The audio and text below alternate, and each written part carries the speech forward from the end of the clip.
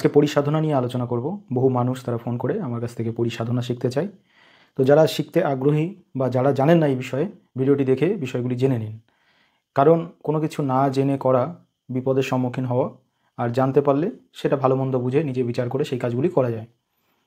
তো পরিসাধনা করতে হলে শাস্ত্রে যেটা বলছে, তন্ত্রে যেটা বলছে, তাকে খুব সাহসী হতে হবে, স্বাস্থ্যবান হতে হবে, কোনো অঙ্গহানি হলে চলবে না, তার শরীরের কোনো অঙ্গহানি হলে চলবে না, সবসময় পরিষ্কার পরিচ্ছন্নতা রাখতে হবে। এটা কিন্তু তার শারীরিক গঠন এবং তার পরিচ্ছন্নতা বজায় রেখে এই সাধনাটা করতে হয়। পরিসাধনা যখন আপনি করবেন, এই পরিসাধনার কিন্তু বিভিন্ন ধরনের গুরুমুখী বিদ্যা আছে।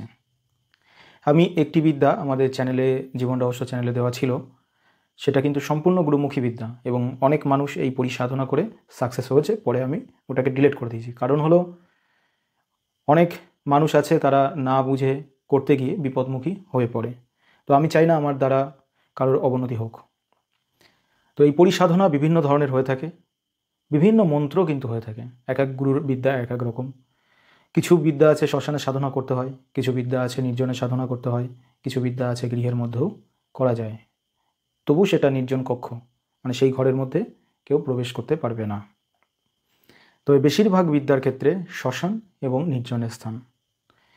অনেকও বিদ্যা আছে যে শ্মশান আপনি খুঁজে পাচ্ছেন না, তো সেক্ষেত্রে বাড়ির মধ্যে পুতুল তৈরি করে, কাঠ সাজিয়ে একটা চিতা তৈরি করে শ্মশান স্থাপন করে সেখানেও সাধনা করা যায়। বই পুস্তকে আপনারা অনেক পরিসাধনা দেখবেন, তবে সেগুলি সবটা করলে যে আপনি সাকসেস হবেন তা কিন্তু নয়।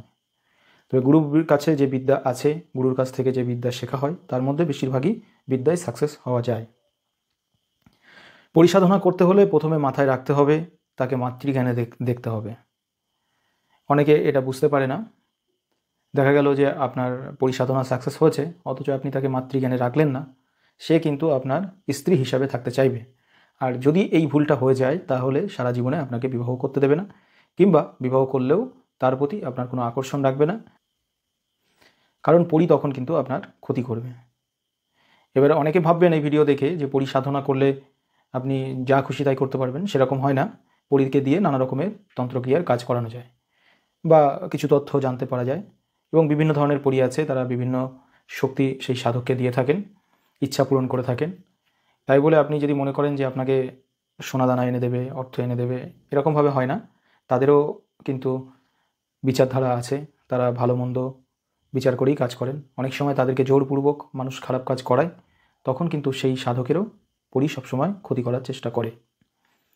তো পরীর সাথে সবসময় বন্ধুত্ব রাখতে হবে এবং তাদেরকে দিয়ে কখনো খারাপ কাজ করানো যাবে না। তাদের ইচ্ছা অনুসারে ভালো কাজ তাদের কাছ থেকে করিয়ে নিতে হবে।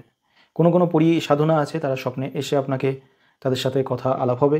কোনো পরী আছে সেটা সাধনা করলে আপনি দেখতেও পাবেন না, কোনো কিছু পাবেন না, অথচ সেই নাম ধরে তাকে আদেশ দিলে সে সেই কাজটা, মানুষের যে উপকার করার বা মানুষের যে সমস্ত কাজ আছে সেগুলো কিন্তু তারা করে দেয়। কিছু পরী সাধনা আছে আপনাকে দর্শন দেবে এবং তার সাথে কথা বলে আপনি তার কাছ থেকে যেটা চান বা যেভাবে রাখতে চান বা সেইভাবে সে আপনার কাছে থাকবে।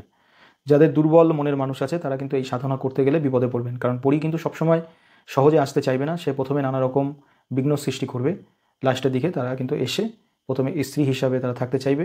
তবুও আপনি সাধনা চালিয়ে গেলে তারপরে মাতৃজ্ঞানে তাকে আপনি পাবেন।